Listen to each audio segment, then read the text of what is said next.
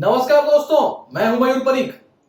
पिछले दिनों खबर आई कि भारत और नेपाल के बीच सरहद को लेकर विवाद छिड़ गया है।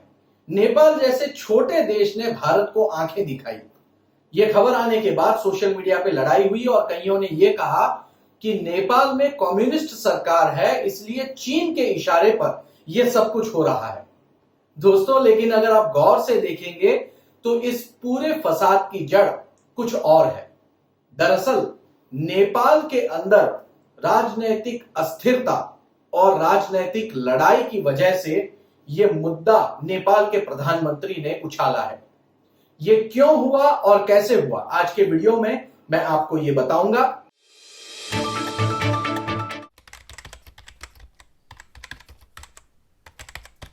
राजनीति का एक उसूल है, यदि आपकी कुर्सी डावाडोल है तो आप जनता का ध्यान बांट दीजिए। ऐसा करने से आपकी बेइज्जती कम होगी और लोगों का ध्यान आपसे हट जाएगा। कुछ ऐसा ही खेल नेपाल में हुआ है। नेपाल के प्रधानमंत्री हैं केपी शर्मा ओली। इस प्रधानमंत्री की कुर्सी इस समय हिल गई है।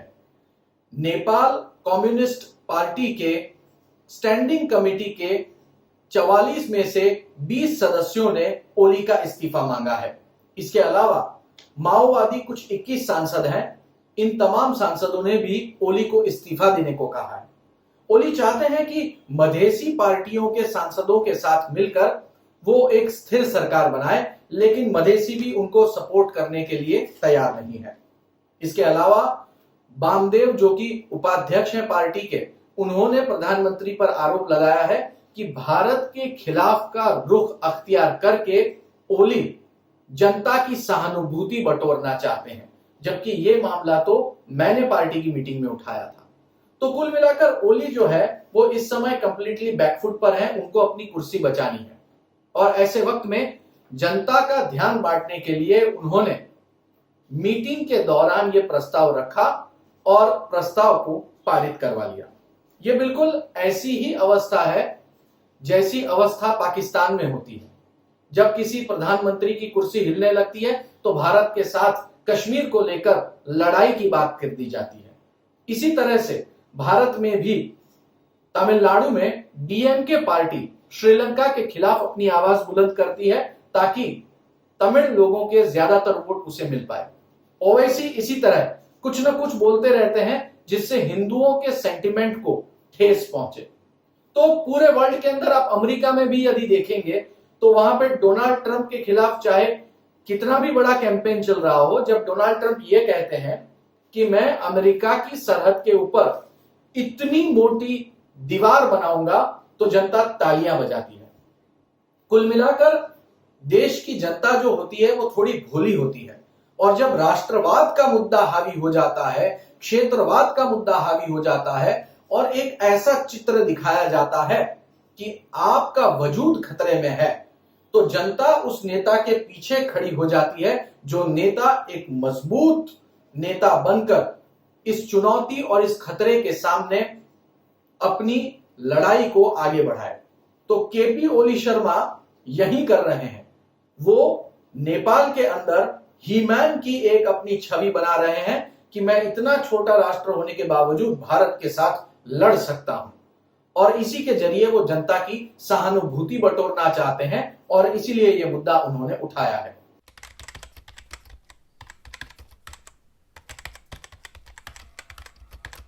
तो अब एक सीधा सवाल यह है कि आखिर नेपाल की जनता भारतीयों के खिलाफ क्यों है, या फिर भारतीयों के खिलाफ कोई बात करता है तो एकजुट क्यों हो जाते हैं।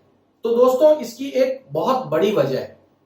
अगर आप इंटरनेट पर यह सर्च मारेंगे कि इंडिया के कितने प्रोजेक्ट नेपाल के अंदर प्रलंबित है, तो एक लंबी चौड़ी सूची जो है वो आपके सामने आ जाएगी।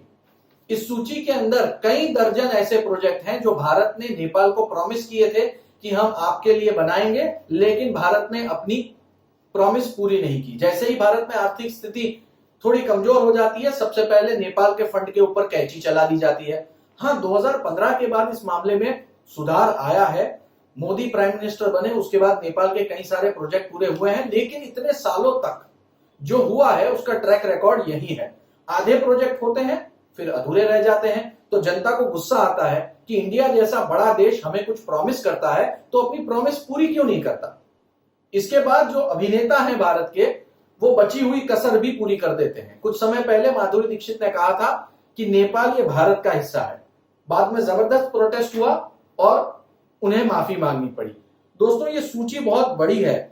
विकिपीडिया पे ऐसा लिखा गया है कि इंडिया के सुपरस्टार ऋतिक रोशन ने एक इंटरव्यू दिया था जिसमें नेपाल के बारे में उल्टी सुल्टी कुछ बातें कही थी और दावा है उस खबर में कि इसके बाद नेपाल में हंगामा हो गया और 4 लोग जो पुलिस और लोगों के बीच में लड़ाई हुई उसमें मारे गए। ठीक इसी तरह अक्षय कुमार की जो चांदनी चौक टू चाइना आई थी उसमें नेपाल के बारे में कुछ बातें कही, जिसके बाद में वहां की गवर्नमेंट ने उस फिल्म को बैन कर दिया। बिल्कुल इसी तरह और कई सारी फिल्में यहां पर आई हैं। कर्मा फिल्म थी सुभाष घाई की, जिसमें नेपाल को भारत का हिस्सा बनाया गया था। इस फिल्म को भी नेपाल में बैन किया गया। डेविड धवन की फिल्म घर वाली बाहर वाली में नेपाली संस्कृति के बारे में कहा था, जिसके बाद नेपाल में बड़ा हंगामा हो गया था। तो एक तरफ नेताओं की बयानबाजी, दूसरी तरफ अधूरे प्रोजेक्ट और तीसरी तरफ अभिनेताओं के इस तरह के ब्लंडर्स, जिसकी वजह से नेपाल की जो जनता है उसके सेंटिमेंट्स भड़क उठते हैं। नेपाल एक ऐसा कंट्री है जो इंडिया को बिग ब्रदर के रूप में मानता है, लेकिन जब इंडियंस की तरफ से अब्यूजिंग बातें आती हैं, नेपाल की सार्वभौमिकता पर ही उंगली उठाई जाती है और यह वजूद ही खत्म कर दिया जाता है कि नेपाल एक कंट्री है, यह कहा जाता है कि नेपाल तो भारत का हिस्सा है, तब वहां की जनता बहुत भड़क जाती है और इसलिए वहां का जो सेंटिमेंट है वो अमूमन इंडिया के खिलाफ बहुत तेजी से पलट जाता है।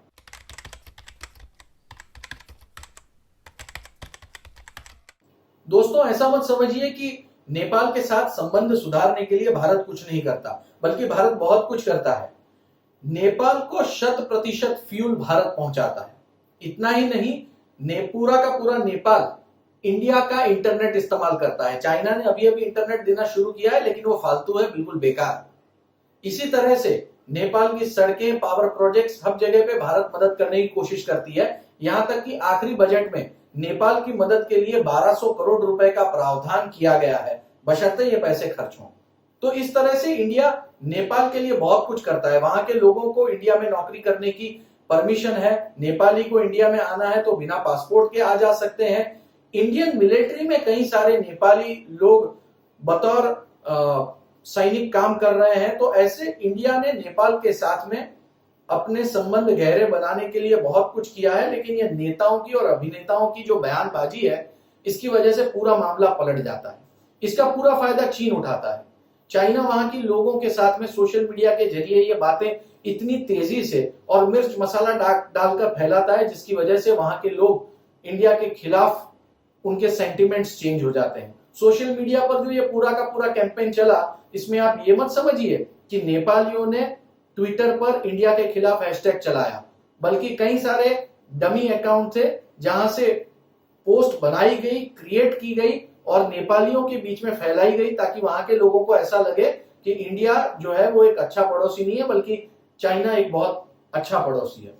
तो इस तरह से इंडिया और नेपाल के संबंध है वो कभी धूप होती है, कभी छांव होती है, कभी हम सुधारने की कोशिश करते हैं, कब ऐसे ही बिगड़ जाते हैं, लेकिन इसी तरह से चलता रहता है। ये कोई इतना गंभीर मसला नहीं है। तो दोस्तों, आज इस YouTube वीडियो के माध्यम से मैंने आपको ये बताने की कोशिश की है कि जितना गंभीर मसला आप मान रहे हैं, जितनी सीरियस कमेंट्स आप कर रहे हैं, उसकी जरूरत नहीं है, बल्कि एक पोलाइट तरीके से भी इस मसले को सुलझाया जा सकता है। और हमने देखा भी कि नेपाल के रवैये में बहुत तेजी से नरमी आई।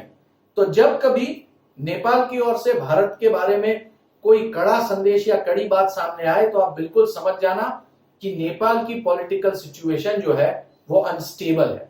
अगर आपको ये वीडियो पसंद आया, मेरा एनालिसिस पसंद आया, तो इस वीडियो को जरूर लाइक करें, कमेंट करें, दूसरों के साथ शेयर करें और इस चैनल को सब्सक्राइब करना ना भूलें। धन्यवाद। लगातार न्यूज पाने के लिए सब्सक्राइब करें और बेल बटन दबाना ना भूलें।